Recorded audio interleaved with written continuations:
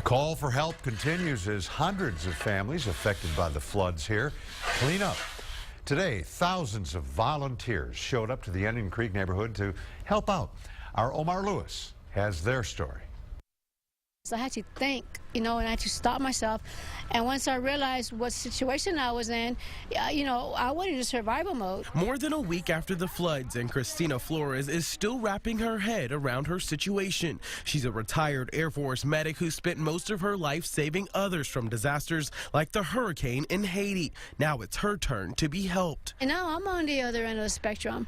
So it's really hard for me to fathom that, I think, and I'm trying to grasp it all together and say, now I really understand how they feel. Craig Terrell with Mormons Helping Hands is one of the thousands of volunteers from across the country ready to support the Onion Creek community.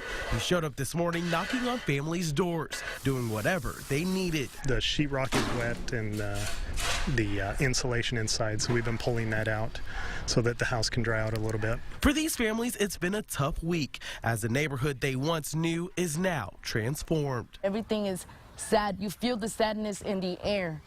It's just bad. But through the sadness, Ali Lozano is grateful. She made this sign for the volunteers and is doing all she can to show her appreciation. We don't have nothing that we can give you guys, but I'm glad I met you guys. All we can right now is thank you and God bless you. Like, you mean everything to us.